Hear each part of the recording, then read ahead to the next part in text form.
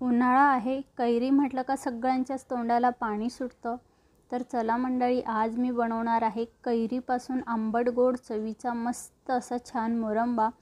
15 दिवस ते महिनाभर आरामात टिकतो, तोही फ्रीजला न ठेवता. अजिबात याला पाण्याचा थेंबसुद्धा लागू द्यायचा नाही, तर तुमचा मुरंबा 2 महिने नक्की टिकणार. तर चला मंडळी, आज मी बनवते कैरीपासून आंबट गोड असा मुरंबा. सुरुवात करूया आजच्या व्हिडिओला.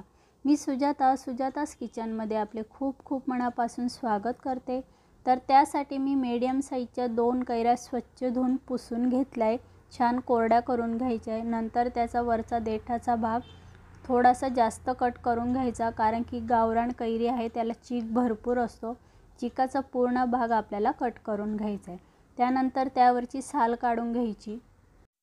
तुम्हाला कैरीची साल नसेल काढायची, नाही काढली तरी चालेल, कारण की या कैरीला चीक भरपूर होता. त्याच्यामुळे मी 2 कैरींची साल काढून घेतली आणि अशी बारीक कट करून घेतली. एका पातेल्यामध्ये थोडंसं अर्धी पळी तेल घ्यायचे. अजिबात जास्त तेल आपल्याला वापरायची गरज नाही. तेल छान कडकडीत तापलं की मी फोडणीसाठी थोडीशी मोहरी घेतली आहे. त्याचबरोबर थोडंसं जिरं घेतलं आहे. 2 चिमूट हळद घ्यायची आहे, तुम्ही नाही वापरली तरी चालेल. आणि यामध्ये थोडंसं जास्त तिखट असलेलं लाल मिरची पावडर मी टाकली. चवीला तिखट आहे थोडंसं. आता यामध्ये फक्त अर्धी वाटी पाणी टाकलं आहे. अर्धी वाटी पाणी टाकल्यानंतर पाण्याला छान उकळी येऊ द्यायची. त्यानंतर कट करून घेतलेली कैरी यामध्ये टाकायची. आणि कैरी जास्त आंबट आहे की गोड आहे त्यानुसार मी यामध्ये गूळ टाकणार आहे. आता ही गावरान कैरी खूप आंबट आहे, त्याच्यामुळे मी 1 ते 1.5 वाटी गूळ यामध्ये टाकला आहे. तुम्ही तुमच्या आवडीप्रमाणे गूळ ॲड करू शकतात. अर्धी वाटीपेक्षा जास्त पाणी टाकू नका. आता कैरी तुम्ही जास्त घेताय कमी घेताय त्यानुसार प्रमाण ठरवा. तर यानंतर मी आता हे 15 ते 20 मिनटं छान लो फ्लेमवर शिजवून घेणार आहे. यामध्ये थोडंसं चवीपुरतं मीठ ॲड केलं आणि 15 ते 20 मिनटं शिजवून घेतलं.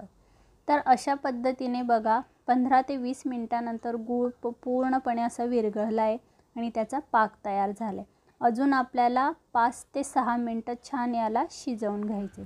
छान पाक असा घट्टसर झाला की समजायचं की आपली कैरीचा मुरंबा तयार आहे. तर मी ते छान थंड झाल्यानंतर एका बाउलमध्ये काढून घेतले. तुम्हाला कळतच असेल की पाक किती घट्टसर झाला आहे. थंड झाल्यानंतर एखाद्या काचेच्या बरणी त्याला भरून ठेवायचा. फ्रीजला नाही ठेवला तरी वरती 15 दिवस ते महिन्याभर छान टिकतो. तर चला मंडळी, आजची रेसिपी आणि व्हिडिओ कसा वाटला कमेंट करून नक्की कळवा. भेटूया अशा छान छान रेसिपींसोबत.